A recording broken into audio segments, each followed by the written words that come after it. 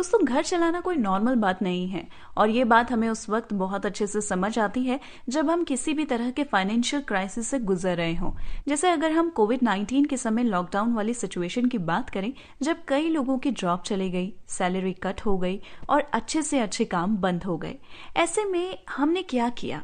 हालात के साथ तालमेल बिठाना सीखा, क्योंकि हमारे पास इसके अलावा कोई और ऑप्शन था ही नहीं। और उस वक्त जरूरतें चाहे कितनी भी हों, लेकिन रिसोर्सेज लिमिटेड थे और हमने उन्हीं लिमिटेड रिसोर्सेज के साथ खुशी से जीना शुरू कर दिया। तो ये छोटा सा एग्जाम्पल है कि अगर हम चाहें तो स्मार्टली खर्च करके अपने लिए भविष्य की एक रिस्क मैनेजमेंट प्लानिंग बना सकते हैं। और ये प्लानिंग तभी सक्सेसफुल होगी जब आप अपने घर से ही बचत की शुरुआत करें, क्योंकि हमारे ज्यादातर एक्सपेंसेस का कनेक्शन तो सीधा हमारी फैमिली की खुशियां और उनकी जरूरतों से ही जुड़ा होता है, जिसे आप पूरा भी करें लेकिन स्मार्टली। यानी अब इस एपिसोड में हम अपने बचत के गुल्लक में भरने वाले हैं अपनी फैमिली एक्सपेंसेस को कम करने वाली सेविंग को। तो दोस्तों, जैसे सुई चाहे छोटी सी हो लेकिन काम की बहुत होती है, उसी तरह हमारी हर छोटी बचत भी हमारे खर्चों के लिए बड़े बड़े होल्स को स्टिच कर सकती है। तो छोटी ही सही लेकिन बचत की शुरुआत तो कीजिए। चलिए इस बात को हम जॉन टेम्पल्टन की एक लाइफ के छोटे से एग्जाम्पल से समझते हैं। जॉन टेम्पल्टन, जो कि एक ब्रिटिश इन्वेस्टर और बैंकर थे, उन्होंने अपनी 50% आमदनी बचाई थी और बाद में वो दुनिया के फेमस इन्वेस्टर्स में से एक बने। लेकिन एक समय था जब जॉन टेम्पल्टन की नई नई शादी हुई थी और आप समझ ही सकते हैं कि ये एक ऐसा दौर होता है जब ढेर सारी जिम्मेदारियों के साथ नए नए खर्चों की आपकी जिंदगी में एंट्री होती है। लेकिन तब जॉन टेम्पल्टन के पास पैसे नहीं थे, ना ही उनकी नई नवेली पत्नी के पास कोई सेविंग्स थी। पर हाँ, उन दोनों ने मिलकर ये गोल सेट किया कि वो हर डॉलर में से 50% बचाएंगे, यानी अपनी कमाई का ठीक आधा। पैसे बचाने के लिए उन्होंने अपने घर के लिए ब्रांड न्यू फर्नीचर खरीदने की जगह एक ऑक्शन में लगे फर्नीचर्स को सिर्फ $25 में खरीदा। जिस फर्नीचर पर कोई दूसरा बोली नहीं लगाता था, उस पर ये $2 या $5 की बोली लगाकर उसे खरीद लेते थे। और बाद में तो उन्होंने ऐसा कुछ किया जिसे सुनकर शायद आप भी हैरान हो जाएंगे। जॉन टेम्पल्टन और उनकी पत्नी ने हाउस लोन से बचने के लिए अपना पहला मकान फुल कैश में खरीदा। वैसे इसमें हैरानी की बात क्या है, क्योंकि जो आदमी अपनी आधी आमदनी बचाएगा, उसके पास लंबे समय में इतना पैसा तो इकट्ठा हो ही जाएगा कि वो अपना मकान फुल कैश में खरीद सकता है। और आज के समय में अगर पति और पत्नी दोनों कमा रहे हैं तो 50-50 का नियम बड़ी आसानी से लागू हो सकता है।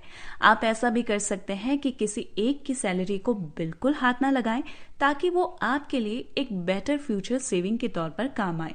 और अगर आप ऐसा करते हैं तो आपको अलग से सेविंग्स अकाउंट खोलने की जरूरत ही नहीं है, और ये काम आपको अकाउंट में सैलरी आने के तुरंत बाद ही करना है। लेकिन इन सभी चीजों से पहले जरूरी ये भी है कि हम अपने उन एक्सपेंसेस को कम करें जिनकी ना तो आपको जरूरत है और ना ही वो आपके लिए जरूरी है। क्योंकि एक्सपेंसेस को कम करने की सबसे बड़ी वजह यही होती है कि हम अकेले नहीं हैं, हमारे साथ कुछ खास लोग और उनकी जिम्मेदारियां भी जुड़ी होती हैं। अच्छा, अक्सर ऐसा होता है ना, जब हमारे सामने सैलरी आने से पहले पेमेंट किए जाने वाले बिल्स की लंबी चौड़ी लाइन हो, जैसे credit card bill, education loan, vehicle loan और साथ में हर महीने के तय हमारे खर्चे। तो ऐसे में कई बार आप फ्रस्ट्रेट भी हो जाते हैं और सेविंग्स तो छोड़ ही दीजिए, बल्कि मुद्दा तो ये होता है कि आप ये सब कैसे पूरा करेंगे। लेकिन क्या आपने कभी सोचा है कि आखिर ऐसी क्या वजह है कि हम खर्चों के इस जाल में फंसते चले जाते हैं और उससे कभी बाहर ही नहीं निकल पाते? तो इसके लिए सबसे पहले आपको अपनी लाइफ के इस गोल्डन रूल को फॉलो करना होगा कि spend less than you earn, यानी कि जितना आप कमाते हैं हमेशा उससे कम ही खर्च करने की कोशिश करें। हाँ, ये मुश्किल जरूर है पर नामुमकिन बिल्कुल नहीं। इसके लिए सबसे पहले आपको अपनी फैमिली एक्सपेंसेस को कम करना होगा, और फैमिली एक्सपेंसेस को कम करने के लिए फैमिली में ट्रांसपेरेंसी के कल्चर को फॉलो करना होगा। चलिए अब परिवार में ट्रांसपेरेंसी के कल्चर को थोड़ा और अच्छे से जान लेते हैं। दोस्तों, फैमिली का मतलब ही यही होता है कि हम एक दूसरे के दिल की बात को जानें और एक दूसरे की परेशानी को अच्छे से समझें। और ये बात आप फैमिली के सामने अपनी मौजूदा फाइनेंशियल कंडीशन रखने में भी लागू करिए, क्योंकि अक्सर बच्चे आपसे उस समय कुछ ऐसे एक्सपेंसेस के बारे में बोल देते हैं जो मौजूदा समय में आपके लिए करना थोड़ा सा मुश्किल है। लेकिन आप किसी ना किसी तरीके से उस डिमांड को पूरा करने की कोशिश भी करते हैं। तो आप क्या करते हैं? आप लोन, उधार या किश्तों में फंस जाते हैं। इसलिए बेहतर है कि शुरुआत से ही परिवार में एक ऐसा कल्चर डेवलप हो जिससे घर के हर मेंबर का रोल घर के बजट मैनेजमेंट में बना रहे। दूसरा एक जरूरी पॉइंट कि घर का एक बजट भी तैयार होना चाहिए। तो फैमिली एक्सपेंसेस को कम करने के लिए सबसे जरूरी है एक मंथली बजट तैयार करना। लेकिन उससे पहले हमारे लिए ये भी जान लेना जरूरी है कि किस तरह एक सही मंथली बजट रेडी किया जाए, क्योंकि ये तो जाहिर सी बात है कि हमारी अपने परिवार के प्रति कई तरह की जिम्मेदारी होती है और ये बहुत जरूरी भी है कि हम अपने परिवार की हर छोटी छोटी जरूरत का ध्यान रखें। लेकिन इन सारी जिम्मेदारियों को निभाते निभाते कई बार हमसे कुछ ऐसी अननेसेसरी मिस्टेक्स यानी अननेसेसरी खर्चे भी हो जाते हैं जो हमारी पॉकेट में बहुत भारी असर डालते हैं। और जैसा कि हम बात कर ही रहे हैं अपने बचत के गुल्लक को भरने की, तो ऐसा करना हमारे लिए काफी मुश्किल हो जाता है। तो अगर आप भी सेविंग्स की ओर एक स्मार्टनेस भरा कदम उठाना चाहते हैं तो सबसे पहले आपको अपने परिवार की सभी जरूरतों को ध्यान में रखते हुए एक मंथली बजट तैयार करना होगा। लेकिन जब भी मंथली बजट बनाने की बात होती है तो अक्सर ज्यादातर लोगों के कदम पीछे हटने लगते हैं, क्योंकि बजट बनाकर चलना हमारे लिए किसी बंदिशों में चलने से कम नहीं है। पर अगर आप बजट को हाथ बांध कर चलना न समझें बल्कि एक स्मार्ट स्टेप समझें तो आपके बजट के गुल्लक के भरने के चांसेस तो 100% होने तय हैं। देखिए दोस्तों, पहली बात कि बजट कोई मैथ्स की टफ कैलकुलेशन नहीं है, बल्कि बजट का सीधा और सिंपल मतलब है पूरे महीने हमारे तरह तरह के खर्चे। तो आपको ज्यादा कुछ नहीं करना बल्कि पूरे महीने के खर्च का अनुमान लगाना है और उसके हिसाब से ही पैसों को खर्च करना है। सबसे पहली बात कि जब भी आप अपने घर का बजट तैयार कर रहे हैं तो आप इन कुछ बातों का ध्यान रख सकते हैं। जैसे जब भी आप अपने घर के लिए एक बजट बना रहे हो तो आप उसमें से सबसे पहले ऐसे खर्चों पर कटौती कर सकते हैं जो कि आपके लिए बिल्कुल भी जरूरी नहीं है, और दूसरा कि कटौती के चलते आप उन चीजों पर भी ना कटौती कर दें जिन्हें पूरा करना आपके लिए जरूरी भी है। क्योंकि अक्सर ऐसा होता है कि हम बचत के चलते अपने और अपने परिवार का बहुत सी चीजों में मन मारना शुरू कर देते हैं।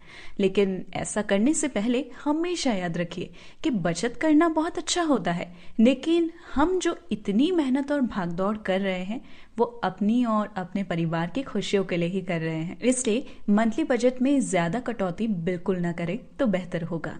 और दूसरी बात कि हर महीने होने वाले खर्चों को भी ध्यान में रखिए।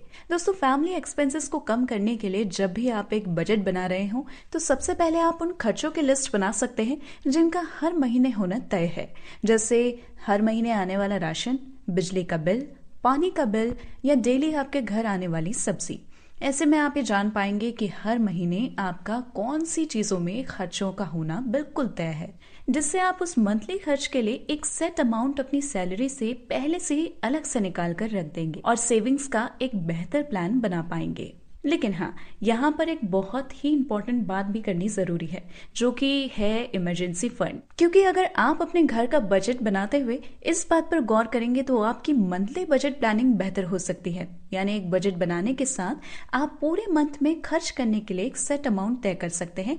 लेकिन हाँ, ये भी है कि समय हमेशा एक जैसा नहीं रहता, इसलिए हो सकता है कि किसी महीने आपके सामने कोई इमरजेंसी आकर खड़ी हो जाए और आपका महीने का पूरा बजट डिसबैलेंस हो जाए। तो अगर आप अपने बचत के गुल्लक को भरने का प्लान कर रहे हैं, उसके लिए सबसे पहले अपनी मंथली इनकम में से एक हिस्सा हर महीने होने वाले खर्चे के लिए अलग से रख सकते हैं। साथ में आप किसी भी इमरजेंसी के लिए हमेशा तैयार रहेंगे, तो वो तैयारी आपके लिए फायदेमंद होगी, क्योंकि जिंदगी में कभी भी किसी भी वक्त कोई भी प्रॉब्लम आपका दरवाजा खटखटा सकती है।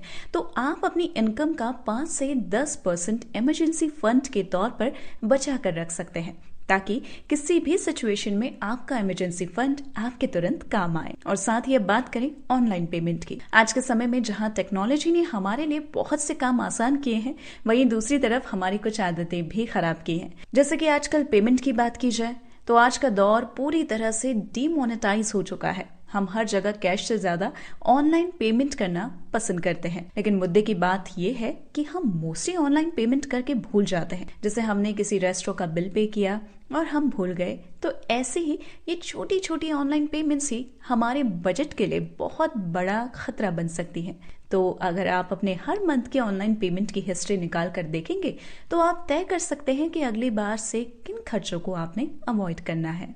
इसके बाद अब बात करते हैं सबसे बड़ी प्रॉब्लम की, यानी कि फिजूल खर्चे की। वो खर्चे जिन्हें आप अपने मंथली बजट के लिए एक विलन भी कह सकते हैं। दोस्तों, जब भी आप अपने मंथली बजट की कैलकुलेशन करें तो उन खर्चों की एक लिस्ट बना लीजिए जिनकी आपके मंथली बजट में कोई जरूरत नहीं होनी चाहिए थी। जैसे कि अल्कोहल पर हमारा बहुत ज्यादा किए जाने वाला खर्च, शॉपिंगहॉलिक होने की हमारी आदत कि आप बाजार में जब भी जाएं तो जरूरत हो या ना हो कुछ ना कुछ उठाकर जरूर घर ले आए, या फिर हर बार बार मार्केट की अट्रैक्टिव ऑफर्स के झांसे में आकर सामान खरीद लेने की आदत। ये सभी चीजें आती हैं हमारी फिजूल खर्ची में।